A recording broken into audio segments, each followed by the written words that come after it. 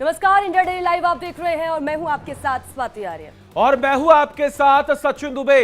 खबरों की शुरुआत करेंगे और बात करेंगे मतदान, चुनाव और सबसे बड़ी बात रिजल्ट की। जी हां, 4 राज्यों के विधानसभा चुनाव के नतीजे अब कल आने वाले हैं। सुबह 8 बजे से शुरू होगी मतगणना। यह बड़ी खबर सामने आ रही है। कल आएंगे 4 राज्यों के चुनावी नतीजे, जिस पर हमारी नजर लगातार बनी हुई है और पल पल की अपडेट इनसे जुड़ी हम आप तक पहुंचा रहे हैं। छत्तीसगढ़, राजस्थान, मध्य प्रदेश के आएंगे नतीजे, तेलंगाना चुनाव के भी आएंगे नतीजे, मिजोरम चुनाव की मतगणना की तारीख अब बढ़ चुकी है, यानी कि अब 4 दिसंबर को आएंगे मिजोरम चुनाव के नतीजे। ये बड़ी खबर।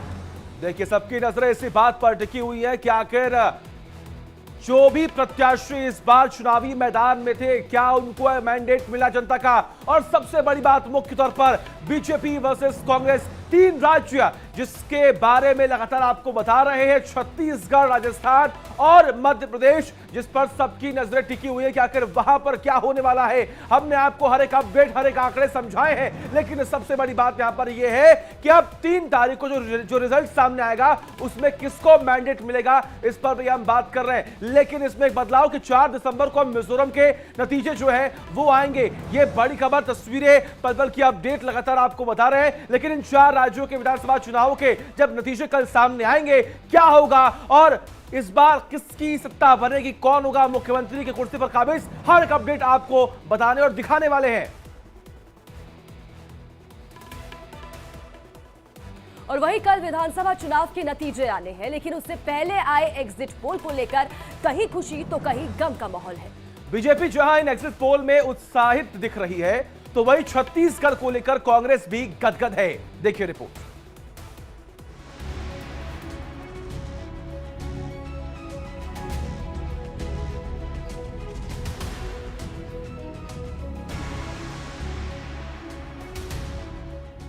मध्य प्रदेश, राजस्थान, छत्तीसगढ़, तेलंगाना में किसकी सरकार बनेगी, इसका फैसला 3 दिसंबर को होगा। लेकिन उससे पहले आए एग्जिट पोल ने सियासी माहौल को गरमा दिया है। बीजेपी और कांग्रेस में जुबानी जंग शुरू हो गई है। एग्जिट पोल के मुताबिक मध्य प्रदेश में बीजेपी और कांग्रेस में कांटे की टक्कर जताई गई है। एग्जिट पोल के आंकड़ों से सीएम शिवराज काफी खुश नजर आए। हमारे सभी कार्यकर्ताओं का अनथक परिश्रम और जनता का प्यार और आशीर्वाद, केंद्र की योजनाएं भी, चाहे वो पीएम गरीब कल्याण योजना हो, महिला सशक्तिकरण का एक लंबा सफर है, जिसने बहनों के हृदय में एक अलग स्थान भारतीय जनता पार्टी के लिए बनाया। वहीं राजस्थान के एग्जिट पोल में एक बार फिर परिवर्तन की लहर दिखाई दी। राजस्थान के एग्जिट पोल में बीजेपी को बहुमत के आसार जताए गए। इसके बाद जुबानी जंग भी शुरू हो गई। कांग्रेस की शर्मनाक हार होगी, सत्ताविहीन हो जाएगी कांग्रेस, इनके सारे दावे खोखले साबित होंगे। भारतीय जनता पार्टी दुनिया के सबसे लोकप्रिय नेता नरेंद्र मोदी जी के नेतृत्व में यहां जन आकांक्षाओं के अनुरूप सरकार बनाएगी। ये बात तय है कि एग्जिट पोल आने के बाद कांग्रेस का जो मायूसी थी वो खत्म हो गई। वहीं छत्तीसगढ़ की बात करें तो अधिकतर एग्जिट पोल कांग्रेस की सरकार बनाते दिखे। एग्जिट पोल में कांग्रेस को बहुमत के आसार जताए गए हैं। कम से कम मुस्कुराने का मौका तो मिला। 3 तारीख को अंतिम निर्णय होंगे, लेकिन तब तक राहत है कि कम से कम गवर्नमेंट में तो आ रहे हैं। भारतीय जनता पार्टी 52 से 55 सीट तक जीतकर 3 तारीख को आएगी, ये स्पष्ट हो चुका है। फिलहाल एग्जिट पोल में बीजेपी के लिए कहीं खुशी तो कहीं गम का माहौल है, लेकिन जनता का फाइनल फैसला 3 दिसंबर को आएगा और तभी साफ होगा कि किस राज्य में किसकी सरकार बनेगी। Bureau report, India daily live.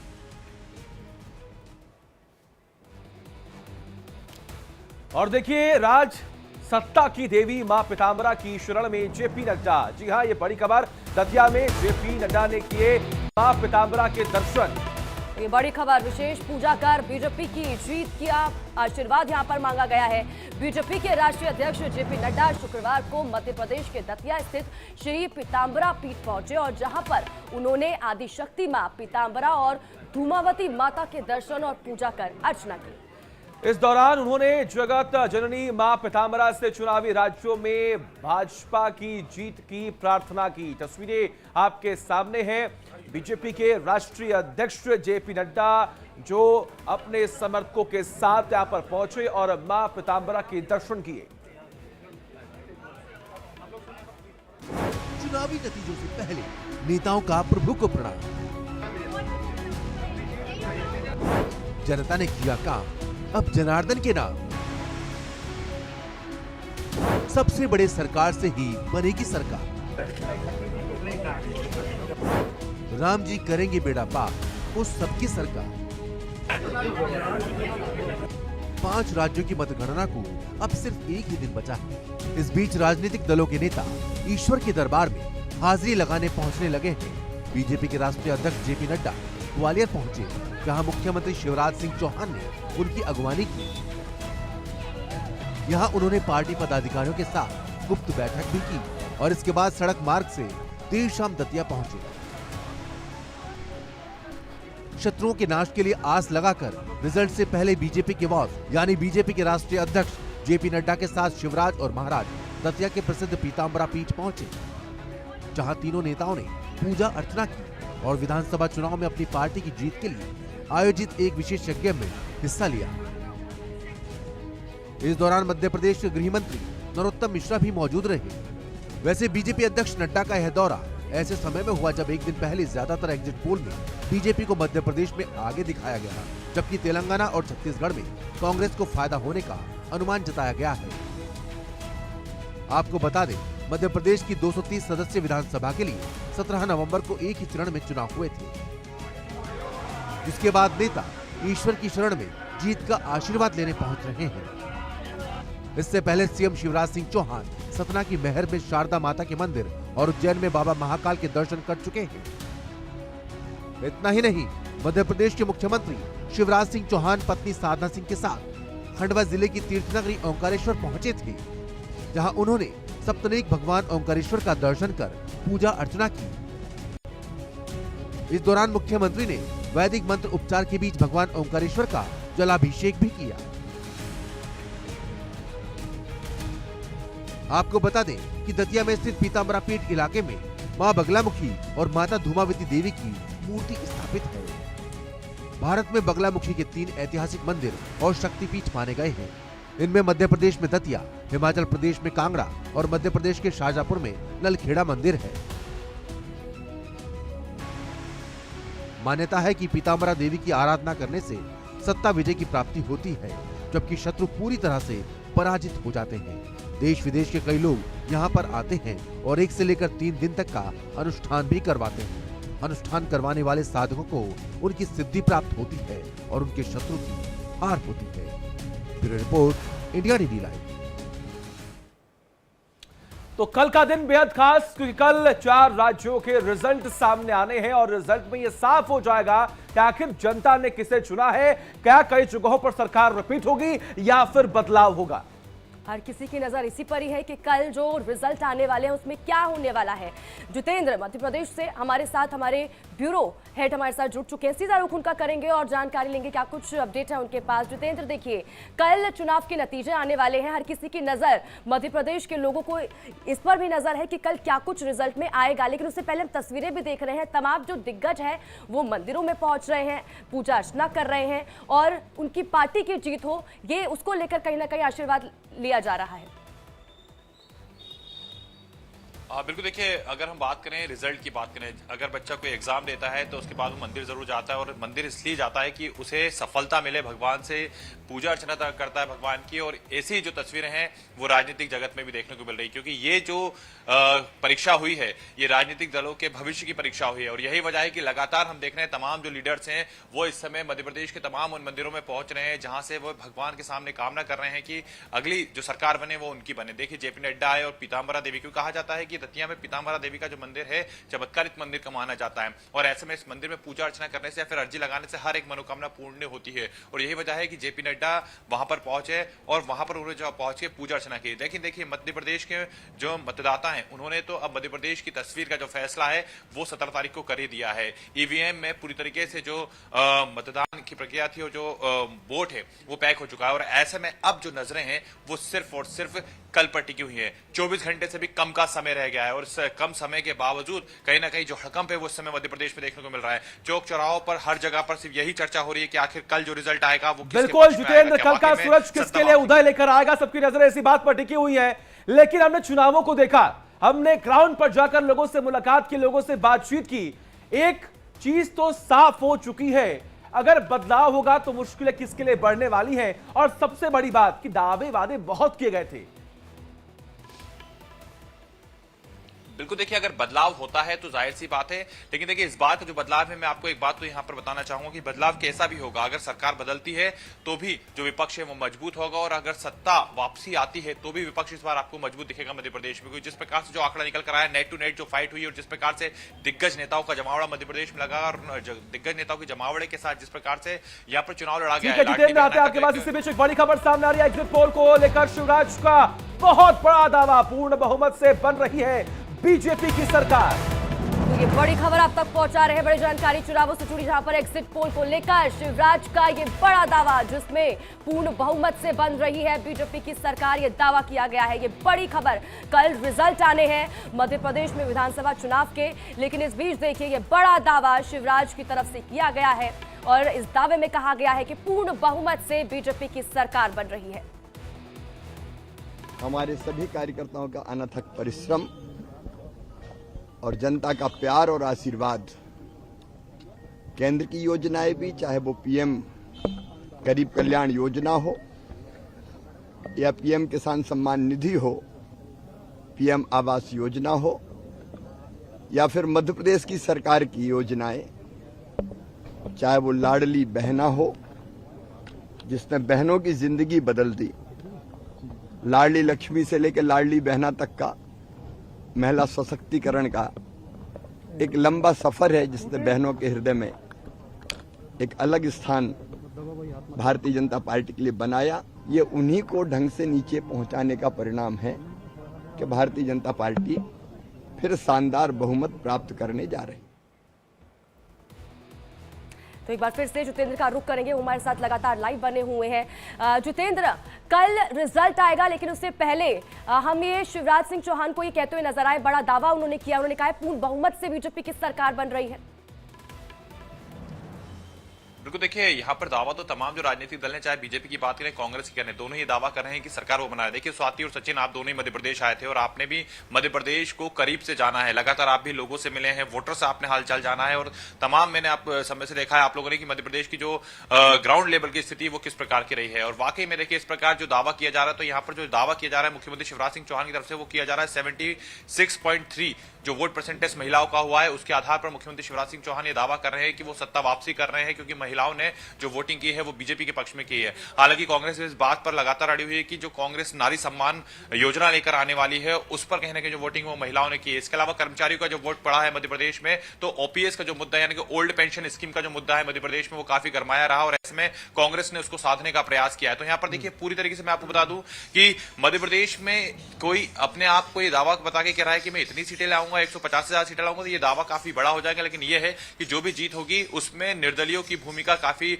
इस बार निर्णायक होने वाली है, क्योंकि निर्दलीय जिस प्रकार से इस बार नजर आ रहे हैं और जिस प्रकार से पार्टियों से रूट कर उन्होंने चुनाव लड़ा है, वो कहीं ना कहीं पूरी तरीके से बताने का प्रयास करेंगे कि इस बार बिल्कुल जितेंद्र। और जब हम ग्राउंड पर थे तब जब हमने बीजेपी के तमाम कार्यकर्ताओं से, बड़े चेहरों से बात की थी, तो उन्होंने कहा था कि देखिए रिजल्ट जो है वो 150 प्लस होगा, लेकिन एग्जिट पोल के जो आंकड़े हैं वो कुछ और ही बता रहे हैं। लेकिन जब जब हमने मुख्यमंत्री शिवराज सिंह को चुना है, जब जब हमने बीजेपी के तमाम बड़े कार्यकर्ताओं को, तमाम बड़े नेताओं को सुना है, वो हर बात यही कहते आए कि महिलाओं का जो वोट है वो बीजेपी को मिलेगा। बिल्कुल सचिन, क्योंकि देखिए ये दावा इसलिए किया जा रहा है, जैसे कि मैंने आपको बताया कि मध्य प्रदेश में 1,82,86,000 जो वोटिंग है वो महिलाओं की होती है, और ऐसे में इसका 76.3% तक जो वोट है वो मध्य प्रदेश में हुआ है। और उस आंकड़े को लेकर जो मुख्यमंत्री शिवराज सिंह चौहान ने वही बात। जितेंद्र, बहुत बहुत शुक्रिया तमाम जानकारी के लिए। जुड़ने के लिए आगे भी जुड़ेंगे, अपडेट लेंगे, लेकिन फिलहाल रुक एक और बड़ी खबर की ओर करते हैं। अब बात तेलंगाना की। तेलंगाना विधानसभा चुनाव के नतीजे कल आने वाले हैं, लेकिन कल सुबह आपको बता दें कि 8 बजे से मतगणना शुरू हो जाएगी। देखिए, तेलंगाना के एग्जिट पोल में कांग्रेस को बढ़त मिली है। तेलंगाना में एग्जिट पोल में ओवैसी की पार्टी को बड़ा झटका लगा है। एग्जिट पोल की माने तो मुस्लिम वोट जो एआईएमआईएम को मिलना चाहिए था वो नहीं मिला, तो वहीं बीआरएस भी पिछड़ती हुई नजर आ रही है। तेलंगाना में कांग्रेस को एग्जिट पोल में बढ़त बताई जा रही है, तो ये अहम जानकारी। कल तेलंगाना में विधानसभा चुनाव के नतीजे आएंगे, लेकिन तेलंगाना में एग्जिट पोल में ओवैसी की पार्टी को बड़ा झटका लगा। आपको बता दें कि एग्जिट पोल की माने तो मुस्लिम वोट जो एआईएमआईएम को मिलना चाहिए था वो नहीं मिले हैं। और देखिए तेलंगाना का महा एग्जिट पोल क्या कहता है, जरा इसके बारे में आप जान लीजिए। देखिए, TV9 पोल स्टार्ट का बीआरएस कितना 48 to 58, 48 से 58 सीट, कांग्रेस 49 से 59 सीट, बीजेपी 5 से 10 सीट, अदर्स की बात करें तो 6 से 8 सीट। वही टाइम्स नाउ ईटीजी की बात करें तो क्या कहते हैं आंकड़े, क्या कहता है एग्जिट पोल, जरा इसके बारे में जान लीजिए। बीआरएस को 37 से 45 सीट, कांग्रेस को 60 से 70 सीट, बीजेपी को 6 से 8 सीट, और अदर्स की बात की जाए तो वो 5 से 7 सीट।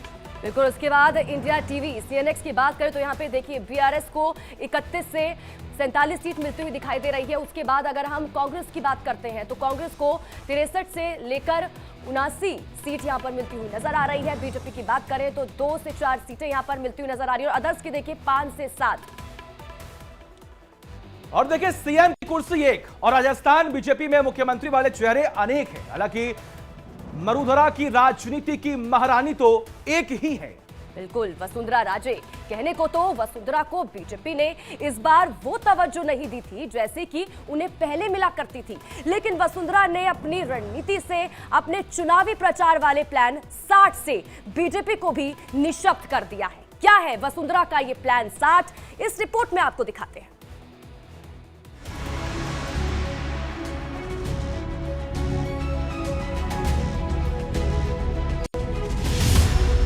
महारानी का प्लान 60, मिलेगी सीएम की कुर्सी। मरुधरा का रण, वसुंधरा का सीएम वाला प्राण।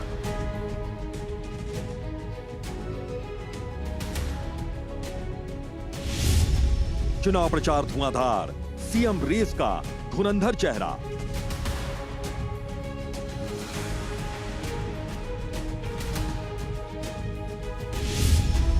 बीजेपी में सीएम पर सस्पेंस, वसुंधरा का एजेंडा सेट। कभी राजस्थान बीजेपी में एक ही नाम पूजा करता था, कभी मरुधरा में कमल खिलाने के लिए एक ही चेहरा हुआ करता था। कभी सत्ता की जो महारानी थी वही वसुंधरा राजे अब अपनी ही पार्टी में साइडलाइन हो चुकी है। राजस्थान बीजेपी में इस वक्त का सबसे बड़ा सवाल यही है कि अगर 3 दिसंबर को नतीजे पक्ष में आए तो कौन होगा बीजेपी का सीएम फेस।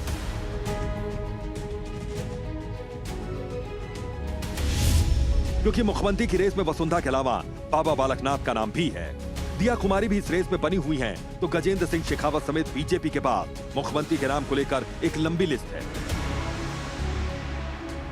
लेकिन सियासत में वसुंधरा एक मची हुई खिलाड़ी है।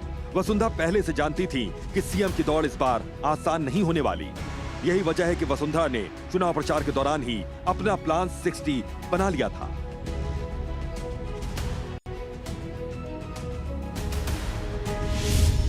राजस्थान चुनावों में वसुंधरा ने चुनाव प्रचार में सबसे ज्यादा जनसभाएं कर अपने मुख्यमंत्री पद की दावेदारी को मजबूती दी।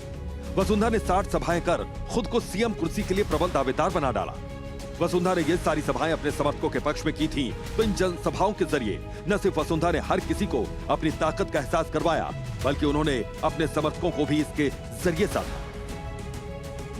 मेरा आग्रह सबसे है, स्पेशली नव मतदाताओं से, कि वो लोग सब आए, अपना जोरदार तरीके से अपना वोट कास्ट करें, कमल खिलाएं और देश के लिए एक बड़ा कदम उठाएं। बीजेपी हाईकमान भले ही वसुंधरा को वो तवज्जो न दे रहा हो जो उन्हें पहले मिला करती थी, लेकिन वसुंधरा प्रेशर पॉलिटिक्स में माहिर है। चुनावों से पहले ही उन्होंने माहौल को भांप लिया था। यही वजह है कि न सिर्फ उन्होंने प्रचार के दौरान खुद को प्रोजेक्ट किया, बल्कि एग्जिट पोल के बाद गवर्नर से हुई उनकी मुलाकात ने भी पार्टी को एक सख्त संदेश दिया। वसुंधरा पॉलिटिक्स की भी महारानी कहलाती हैं, तो अपनी रणनीति के जरिए बीजेपी को मजबूर किए हुए हैं कि अगर नतीजे पक्ष में आते हैं तो पार्टी उन्हें ही फिर एक बार राजस्थान का सीएम बनने का मौका दे।